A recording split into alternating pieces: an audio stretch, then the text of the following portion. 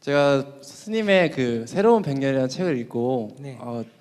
처음에 스님이 그 책 서두에 니들이 이걸 듣고 가슴이 뛰나 안 뛰나 한번 보자 이렇게 해서 제가 가슴도 뛰고 큰 충격을 받아서 네. 스님을 꼭 뵙고 싶다는 생각으로 지금 한 3개월째 기다리고 처음 뵙는 건데 네. 그래서 스님에게 묻겠습니다.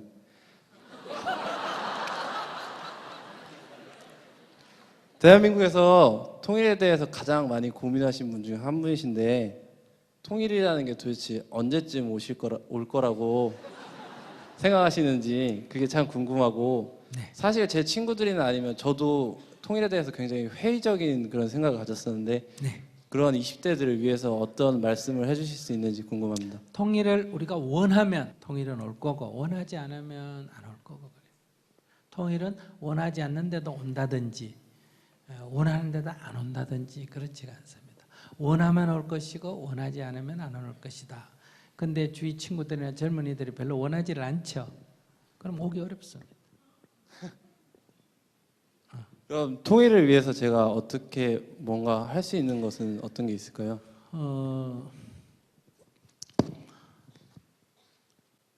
옛날에는 우리 국민들이 다 통일을 원했어요. 우리 소원은 통일이란 말 있잖아요. 그죠? 꿈에도 소원은 뭐다? 통일. 이 나라 살리는 통일. 이 결에 살리는 통일.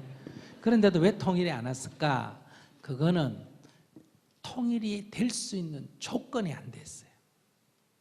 다시 말하면 초기에는 세계가 미소 강대국으로 갈라져 있었기 때문에 우리가 독립이 될 때 우리 힘보다는 외세의 힘에 의해서 독립이 됐기 때문에 독립 이후에 해방은 됐는데 독립국가를 못 만들었어요. 우리 힘으로 이루어진 게 아니니까. 그래서 소위 말하면 소비에트와 미국의 군정을 거쳤지 않습니까? 그죠?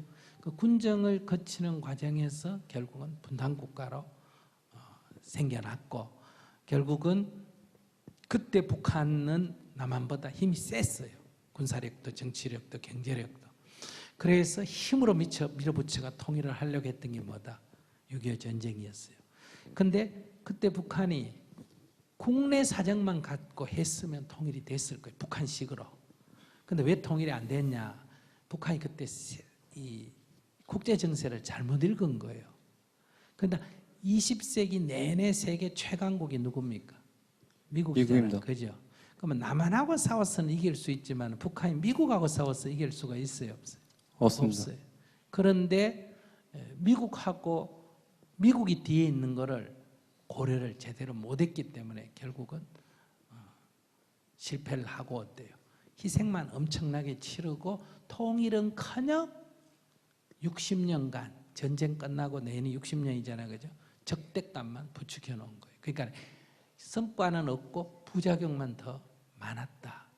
이렇게 볼 수가 있습니다. 그러니까 의도가 설령 어떻다 하더라도 결과는 나빠졌다. 이렇게 볼 수가 있잖아요. 그죠?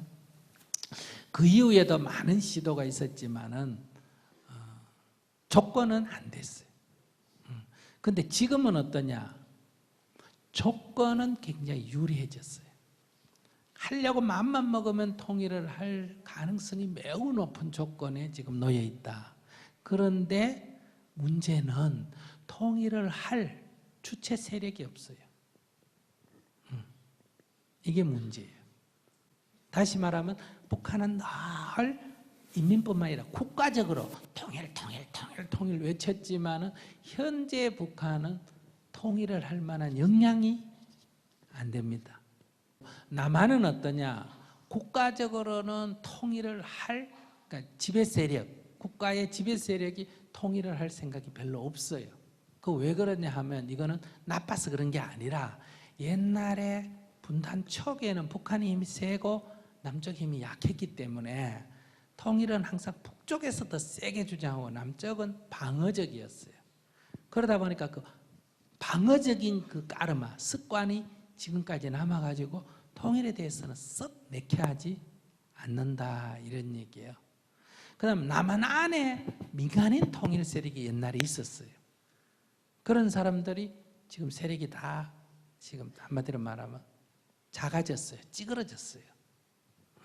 그래서 현재 통일을 주도할 남북 어디에도 정부든 민간이든 통일 주도 세력이 없어요.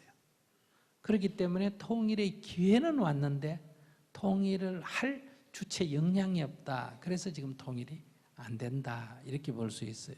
그럼 통일을 할 객관적 조건은 어떻게 좋아졌느냐? 이 문제만 몇 가지 얘기해 보면 우리는 굉장히 힘이 약한데 미국의 보호하에 겨우 우리나라를 유지했지 않습니까? 그죠? 그리고 미국에 의지해 와서 안보가 아직도 주한미군이 주둔하고 있잖아요. 이렇게 의지해 있는 상태란 말이에요. 그런데 그러니까 이 북한 문제, 통일 문제를 풀 때 우리가 어떻게 할 수가 없어요. 실제로 결정권 누가 쥐고 있다? 미국이 쥐고 있었어요. 그런데 요 최근에 한 10년 들어오면서 미국의 국력이 급격하게 떨어지기 시작했어요. 특히 아프간 이라크 전쟁 나면서 미국이 전비도 감당하기 어려운 상태가 됐어요. 그래서 오바마 정부 들어오고는 미국이 가능하면 국제 경찰 역할을 어때요? 적게 하려고 그래요. 간섭을 좀 적게 하려고 그래. 자기 내부가 힘드니까.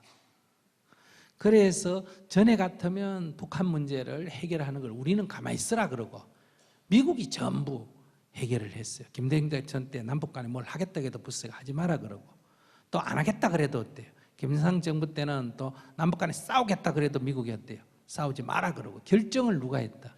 미국이 했는데 지금은 어떠냐? 미국이 우리가 남북 간에 싸우겠다 해도 미국이 우리 편 들고 대화하겠다 그래도 미국이 우리 편 들어요. 미국이 나서서 하기보다는 누가 나서서 하기를 원한다. 한국이 나서서 하고 미국은 한국 정부가 결정하는 것을 가능하면 지지하려고 그래요. 미국의 이익에 특별히 해만 안 된다면. 왜냐하면 그만한 미국의 그 동아시아에 대한 이해관계, 즉 한반도에 대한 이해관계가 미 국무성 테이블에서 내려가 있어요. 그러니까 이게 좋은 점도 있고 나쁜 점도 있어요. 우리 이 한국 정부하고 북한이 갈등이 심할 때는 이게 나빠요. 미국이 조정을 못 해주니까. 남북 간의 관계를 좋게 풀라 그럴 때는 지금 굉장히 유리한 조건이 있어요. 왜? 미국이 간섭하기가 어려우니까.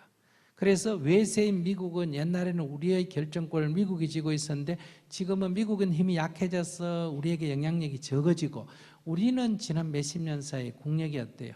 굉장히 커졌어요. 그래서 우리는 영향이 커지고 미국은 적어지면서 우리의 자주성이 조금 높아졌어요. 이게 이제 특징이에요. 그 다음에 중국은 급격하게 중국의 영향력이 커지면서 한반도의 중국의 영향력이 점점 커져 오는데 아직은 중국 내부의 힘을 그 사람들이 90% 쏟고 있지 외부에 간섭할 만큼 적극적이지는 아직 않다 이 말이에요. 지금 뭐 항공모함도 만들고 여러 가지 해서 북한의 영향력을 옛날보다는 옛날에 10이었다면 30 정도 늘어났지만은 그러나 아직 북한을 전적으로 중국이 관장한다 이런 거는 아니에요. 아직은 북한은 약해졌지만 자주성을 가지고 있어요. 세 번째, 우리의 상대인 북한이 힘이 많이 약해졌어요. 정치적으로 경제적으로 다. 그러니까 이거는 북한 주민들이 굶어 죽고 하는 것은 굉장히 어떻게 보면 고통스러운 일이긴 하지만 통일이라는 측면에서 남한 입장에서 통일을 하려고 할 때는 이게 불리할까 유리할까? 유리합니다. 유리합니다. 그런데 유리하다고 지금 힘으로 밀어붙여가 통일하려면 6.25 전쟁 재판이 됩니다. 남한이 세기는 하지만 북한이 약하기는 하지만 북한 뒤에 뭐가 있다? 중국이 있기 때문에 힘으로는 불가능합니다. 즉 무력을 통해서는 안 된다 이런 얘기예요. 엄청난 희생만 치르지 안 된다는 거. 그럼 평화적으로 풀어야 되는데 평화적으로 할 때는 북한 민심을 얻어야 돼요. 근데 북한 정부가 지금 남한 주민의 민심을 얻는 건 어렵습니다. 한 40, 50년 전에는 북한 정부가 오히려 남한 주민의 민심을 얻으려고 노력을 했어요. 그래서 남한 안에 뭐다? 북한을 추종하는 사람이 굉장히 많았잖아요. 그죠? 지금은 반대예요. 지금은 북한에서 도방화가 남한에 오는 사람이 많아요, 적어요. 많다는 건 뭐예요?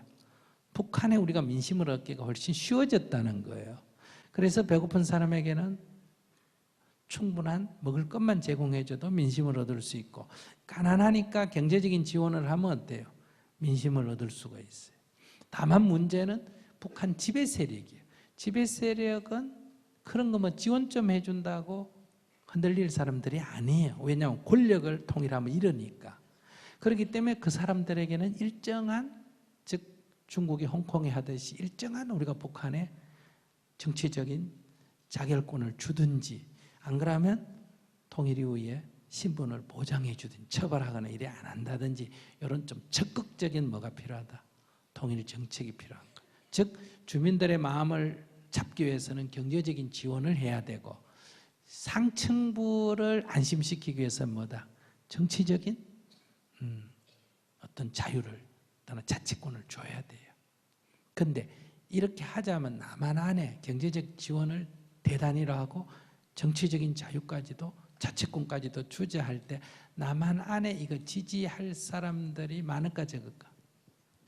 현실적으로 적다고 생각합니다. 적다고 되지. 그래서 방법이 없어서 안 되는 게 아니라 지금 현재 남한이 주민들이나 지도자가 통일할 의지가 부족해서 안 되는 거예요.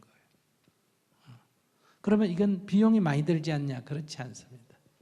비용으로 보느냐 투자로 보느냐는 문제예요. 부모가 자식을 공부시키는 건 비용이 분명히 많이 들죠. 그럴 때 그게 소비 비용입니까? 투자입니까? 투자합니다. 예, 미래의 발전을 위해서거든요. 그러니까 우리가 북한에 통일을 한다는 것은 영토나 자원이나 인민의 측면에서 볼 때 엄청난 건 자원 확보예요. 2천만 주민을 먹여 살려야 된다, 이런 입장에서 볼 때는 돈이 많이 든다 이래 보지만, 2천만 주민이 100달러 정도, 200달러, 10만 원, 20만 원 정도의 저임금 노동자다 할 때는 엄청난 자원이 되는 거예요. 사람만 따져도. 무슨 말인지 아시겠어요? 그래서 지금 중국에서는, 중국이 값싼 노동력인데 중국 인건비가 점점 오르니까 지금 중국 국경변에 중국 쪽에 공단을 만들어가 노동자를, 북한 노동자를 데려다 써요. 한 사람당 한 달에 250불 정도 주고, 개성공단은 얼마 준지 알아요? 120불 정도 주는데 2배를 줘요. 그러니까 그만큼 주고도 하는 거는 중국 노동자에 비해서는 최저임금이거든요. 그러니까 이런 거는 뭐냐면 지하 자원이나 이런 것만 자원이 아니라 인력도 사실은 뭐에 들어간다? 자원에 들어가거든요. 그런 면에서 대한민국이 앞으로 발전을 하려면 중국과 미국이 경쟁하는 국면에서 우리가 분단이 돼 있으면 어떠냐 하면, 한국은 미국에 붙고 북한은 중국에 붙어야 되니까 강대국의 하위 변수로 우리가 전락해서 미중이 경쟁하면 우리도 계속 갈등을 일으켜야 하는 이런 미래가 별로 밝지 못하다. 두 번째는 지금 우리나라 경제는 지금까지 잘 성장해 오다가 그 다음에 저성장에 들어갔죠. 앞으로 정체에 들어갑니다. 일본처럼. 더 이상 성장하기 어렵습니다. 그런데 우리가 한 번 더 어떤 성장의 기회가 있다면 그건 딱 한 가지밖에 없습니다. 통일 이후에 북한 개발 붐이 일어나면 한 번 더 성장할 수가 있다. 두 번째, 우리는 수출 의존도가 어마어마하게 높습니다. 그렇기 때문에 지금 세계 불황이 되면 내년부터 한국 경제가 굉장히 어려워집니다. 지금 대통령 새 후보가 뭐라고 해도 아무도 내년에 좋아질 대안 못 내놓습니다. 그러니까 진짜 대통령 후보 중에 누구든지 솔직한 사람이 있다면 내년에는 원래보다 더 어렵습니다. 내년에 우리 허리띠 졸라매야 이거 극복할 수 있습니다. 저는 여러분께 허리띠 졸라매자고 얘기할 수밖에 없습니다. 대신에 제가 대통령 특권 저도 내려놓으면서 허리띠 졸라매겠습니다. 정치인들에게 내부터 내려놓으면서 먼저 지도자가 특권 내려놓자고 제안하겠습니다. 재벌들, 부자들 이 고통을 함께 이겨내자고 좀 가진 거 내놓으라고 얘기하겠습니다. 이런 어떤 국민적인 동의를 못 받아내면 내한도에 굉장히 어렵습니다. 그럼 이거 왜 이러냐? 이게 우리의 수출 의존도가 크기 때문에 이런 문제가 생겨. 내수 시장이 좁기 작기 때문에. 그런데 그나마 지금 4, 5년 동안 유럽, 미국 경제 위기에 우리가 그래도 몇 프로 성장한 거는 중국이 10% 성장하는 그 옆에 있었기 때문에 그거 힘입어가 여기까지 온 거예요. 내년도부터 중국이 성장이 떨어지면 우린 바로 타격을 입습니다. 그런 면에서 우리가 통일이 우리에게 굉장한 새로운 기회를 준다. 분단됐으니까 통일하자든지 같은 민족이야 통일하자든지 이런 문제가 아니라 우리의 미래의 국가 발전과 비전을 위해서는 통일이 굉장히 필요하다. 이런 관점에서 그리고 지금 기회가 주어져 있다. 이런 얘기예요. 한 10년 지나면 기회를 상실할지 모릅니다. 그 이유는 중국이 급격하게 부상을 하고 북한이 급격하게 몰락을 하게 되면 북한은 중국에 지금도 이미 거의 자원을 전부 중국에 이권을 팔고 있지 않습니까? 그죠? 그러니까 지금 경제력만 귀속되어 있는데 정치 군사력까지 중국이 귀속이 되어버리면 통일 문제 풀려면 이제 중국까지 설득을 해야 돼요. 그런데 미국하고 중국이 경쟁이 치열해지면 중국 설득하는 게 어렵습니다. 중국하고 친해지면 미국이 돌아지고 미국하고 붙으면 중국이 싫어하고 이렇게 해서 지금 이게 간단한 문제가 아니다는 거예요. 그래서 우리가 남북관계를 잘 풀어가면서 미중관계 이익을 조율해내야 통일의 기회가 오는데 시기적으로 한 10년 근데 이명박 정부 들어와서 5년 정말 중요한 시기를 까먹어버렸어요. 그러니까 이것은 단순히 남북관계를 못 푼 문제가 아니라 통일의 기회를 상실할 위기로 몰고 갔다 이래 볼 수 있어요. 그러니까 이것이 다음 정부에서는 이 기회를 또 상실해서는 안 된다. 그런 면에서 우리 개인은 지금 뭐 대학 시험 들어가고 지금 취직하고 이게 중요하죠. 이거 개개인에게 굉장히 중요하지만 우리 전체 공동체를 위해서는 지금 통일 문제가 굉장히 중요하다. 통일 전에 먼저 평화를 정착시키고 그다음에 통일을 이루는 문제가 중요하다. 그런 기회가 있기 때문에 개인이 할 수 있는 거는 첫째, 자기 새로운 100년 읽고 우리 민족에게 새로운 100년으로 가려면 이렇게 가야 되겠구나 하고 감동받았다 그랬잖아요. 그죠? 네. 그럼 먼저 그거를 친구들이 좀 읽도록 해야 돼요. 첫째. 권해줬는데 잘 안 읽더라고요. 그래도 읽도록. 두 번째는 스터디 그룹을 만들어야 돼요. 스터디 그룹을 만들어 가지고 그걸 읽으면서 서로 소감을 나눠봐야 돼요. 아시겠죠? 예. 이거에 우선 첫째예요. 지금 뭐 당장 어디 가서 뭘 할 수 있는 게 없으니까. 두 번째는 이번 선거에 그래도 자기 나름대로 셋이 비슷하다 해도 그래도 통일, 평화와 통일에 더 긍정적인 사람을 저희가 뽑아보는 거. 예, 되고 안 되고 간에. 지금 한 달 고민 중입니다. 그것도 하나의 노력이고. 그다음에 세 번째는 통일하려면 통일의 대상인 북한 동포들에 대해서 우선 통일된 뒤에뿐만 아니라 그 전에 우리가 환심을 쌓아야 되잖아, 그죠? 그러려면 그들이 겪는 고통에 좀 동참을 해야 돼요. 그래서 내 생활비 중에 내가 아무리 어렵더라도 한 5,000원이든 10,000원이라도 내서 함께 굶더라도 어때요? 북한 어린이 돕기에 어디 단체에 헌금을 한다. 이렇게 나부터 실천할 수 있는 걸 먼저 시작해 보자. 이런 말씀을 드리고 싶습니다. 예, 오늘 와주셔서 너무 감사합니다. 네.